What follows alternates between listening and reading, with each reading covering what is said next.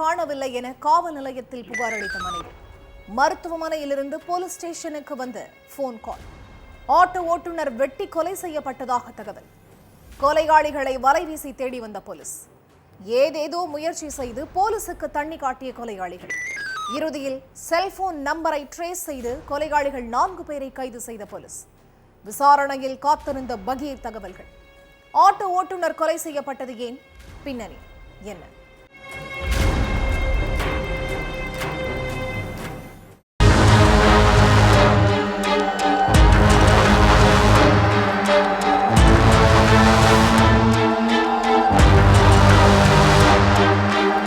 வீட்டுல உட்கார்ந்து கணவன் ஹரிகிருஷ்ணனும் அவங்க மனைவியும் பேசிட்டு இருந்தாங்க. அப்போ வீட்டுக்கு போன ஹரிகிருஷ்ணனோட ஃப்ரெண்ட்ஸ் அஜய், ராம்குமார், ஞானம் உள்ளிட்ட 4 பேர் அவரை வெளியில கூப்பிட்டு போயிருக்காங்க. ஆனா அதுக்கப்புறம் ஹரிகிருஷ்ணன் வீட்டுக்கு திரும்பல. எங்க போனாலும் சாயங்காலம் 6 மணிக்கு கணவர் வீட்டுக்கு திரும்பிடுவாரு. ஆனா இன்னைக்கு ஏன் இப்ப வரைக்கும் வீட்டுக்கு வரலன்னு நினைச்ச மனைவி அவருக்கு போன் பண்ணி பார்த்திருக்காங்க. அப்போ ஹரிகிருஷ்ணனோட போன் ஸ்விட்ச் ஆஃப்ல இருந்திருக்கு. ரொம்ப நேரமா போன் ஸ்விட்ச் ஆஃப்ல இருந்ததால கணவனை பல இடங்கள்ல தேடி அலைஞ்சிருக்காங்க. ஆனா எங்க தேடியும் ஹரிகிருஷ்ணனை காணல. இதனால பதற்றமடைந்த மனைவி அங்குள்ள போலீஸ் ஸ்டேஷன்ல ஹரிகிருஷ்ணனை காணும்னு புகார் அளிச்சுட்டாங்க. இதுக்கடையில மயக்க நிலையில இருந்த ஹரிகிருஷ்ணனை கூப்பிட்டுட்டு அஜய், ஞானம் உள்ளிட்ட 4 பேரு பக்கத்துல உள்ள ஹாஸ்பிட்டலுக்கு போயிருக்காங்க. அப்போ ஹரிகிருஷ்ணனை ஸ்ட்ரெச்சர்ல வச்ச ஞானம் அவரை உள்ள கூப்பிட்டு போய் அட்மிட் பண்ணி இருக்கார். மத்த 3 பேரும் ஹாஸ்பிட்டல் வாசல்லையே கார்ல உட்கார்ந்துகிட்டு இருந்திருக்காங்க. ஹரிகிருஷ்ணனுக்கு கையிலையும் தலையிலையும் பலத்த வெட்டுக்காயங்கள் இருந்திருக்கு. அதை பார்த்த டாக்டர் ஹரிகிருஷ்ணனுக்கு ட்ரீட்மெண்ட் கொடுக்க முயற்சி பண்ணி இருக்காங்க. ஆனா கொஞ்ச நேரத்திலேயே ஹரிகிருஷ்ணன் உயிரிழந்துட்டாருன்னு சொல்லி இருக்காங்க. அதுக்கடுத்து ஞானம் கிட்ட நீங்க யாரு, ஹரிகிருஷ்ணனுக்கு என்ன ஆச்சுன்னு கேட்டிருக்காங்க. அதுக்கு டாக்டர் கிட்ட முன்னுக்கு பின் முரணா பதிலளிச்ச ஞானம் அங்கிருந்து தப்பிச்சு போக ட்ரை பண்ணியிருக்காரு. ஆனா அங்கிருந்த ஊழியர்கள் ஞானத்தை பிடிச்சிட்டாங்க. அடுத்து போலீஸ் ஸ்டேஷனுக்கும் போன் பண்ணி தகவலை சொல்லிட்டாங்க. இதுக்கடையில ஹரிகிருஷ்ணனை அட்மிட் பண்ண போன ஞானம் இப்ப வர ஏன் கீழே வரலன்னு அவரோட நண்பர்கள் 4 பேரும் ஹாஸ்பிட்டலுக்குள்ள போயிருக்காங்க. அந்த ஞானத்தை டாக்டர்களும் ஊழியர்களும் பிடிச்சு வச்சிருந்திருக்காங்க. இதை பார்த்த அந்த 3 பேரும் டாக்டர்களையும் ஊழியர்களையும் தாக்கி ஞானத்தை அங்கிருந்து கூட்டிட்டு போயிருக்காங்க. அதுக்கப்புறம் ஸ்பாட்டுக்கு வந்த போலீஸ் கிட்ட நடந்த எல்லா சம்பவங்களை பத்தியும் டாக்டர் சொல்லி இருக்காங்க. முதல்ல கொலையாளிகள் யாருன்னு தெரிஞ்சுக்க ஹாஸ்பிட்டல்ல இருந்த சிசிடிவி காட்சிகளை எடுத்து ஆய்வு பண்ணியிருக்காங்க. அடுத்து ஹரிகிருஷ்ணனை அட்மிட் பண்ணும்போது ஞானம் தன்னோட பேரு, போன் நம்பரையும் ரெஜிஸ்டர் பண்ணியிருக்கார்.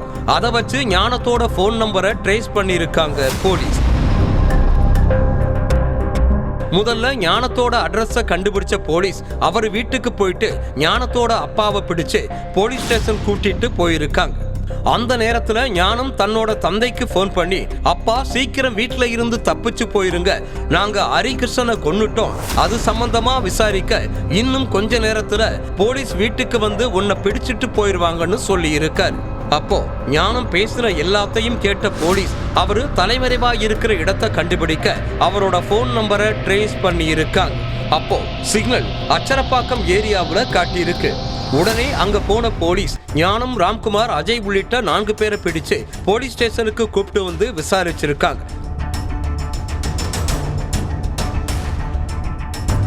திருவள்ளூர் கும்மிடிப்பூண்டி பகுதியைச் சேர்ந்தவர் சரித்திர பதிவேடு குற்றவாளி அஜய். இவர் தனங்கிற பொண்ணை காதலிச்சு கல்யாணம் பண்ணிக்கிட்டார். அஜய் சரித்திர பதிவேடு குற்றவாளிங்கிறதால அவரை அடிக்கடி போலீஸ் விசாரணைக்கு கூப்பிடுறதும் அவரை கண்காணிக்கிறதுமாகவே இருந்திருக்காங்க.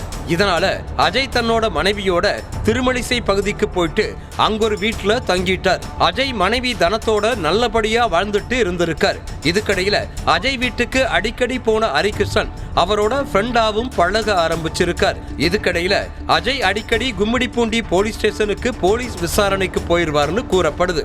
அந்த நேரத்துல அஜயோட வீட்டுக்கு போன ஹரிகிருஷ்ணன் தனத்துக்கிட்ட தப்பா நடக்க முயற்சி பண்ணியிருக்கார். ஹரிகிருஷ்ணனோட நடவடிக்கையை பார்த்து பயந்து போன தனம் கணவருக்கு போன் பண்ணி நடந்த எல்லாத்தையும் சொல்லி இருக்காங்க.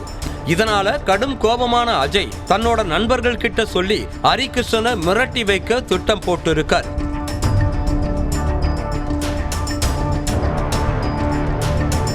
சம்பவத்தன்னைக்கு அஜய் தன்னோட நண்பர்களான ராம்குமார், ஞானம், சுதன்னு 4 பேரை கூப்பிட்டுட்டு ஹரிகிருஷ்ணனோட வீட்டுக்கு போயிருக்காரு. அதுக்கடுத்து அவங்க எல்லோரும் மது குடிக்க குமரநாயக்கன்பேட்டை பக்கத்துல உள்ள காட்டுப்பகுதிக்கு போயிருக்காங்க. அப்போ எல்லாரும் பாதி போதையில இருந்த நேரத்துல எதுக்கடா என் மனைவி கிட்ட தப்பா நடந்துக்க பார்த்தன்னு ஹரிகிருஷ்ணனை பார்த்து கேட்டு இருக்காரு அஜய். அப்போ போதையில இருந்த ஹரிகிருஷ்ணன் அங்கிருந்த எல்லோரையும் தகாத வார்த்தையால திட்டுனதா கூறப்படுது. இதனால கோபமடைஞ்ச அந்த 4 பேரும் ஹரிகிருஷ்ணனை சர்றமாரியா தாக்கி இருக்காங்க. கையில இருந்த கத்தியை வச்சும் அவரை தலையிலையும் கையிலையும் வெட்டி இருக்காங்க. இதுல சம்பவ இடத்திலேயே மயங்கி விழுந்த ஹரிகிருஷ்ணன் பேச்சு மூச்சில்லாம இருந்திருக்காரு. இதை பார்த்து பயந்து போன அந்த 4 பேரும் ஹரிகிருஷ்ணனுக்கு ஏதும் ஆகிடக்கூடாதுன்னு நினைச்சு பக்கத்துல உள்ள ஹாஸ்பிட்டலுக்கு கூப்பிட்டு போயிருக்காங்க. ஆனா அங்க அவருக்கு சிகிச்சை அளிச்ச டாக்டர் அவரு உயிரிழந்துட்டதா சொல்லி இருக்காங்க. விசாரணையோட முடிவுல எல்லா உண்மைகளையும் தெரிஞ்சுக்கிட்ட போலீஸ் அஜய், ஞானம், ராம்குமார், சுதன்னு 4 பேரை அரெஸ்ட் பண்ணி சிறையில அடைச்சிட்டாங்க.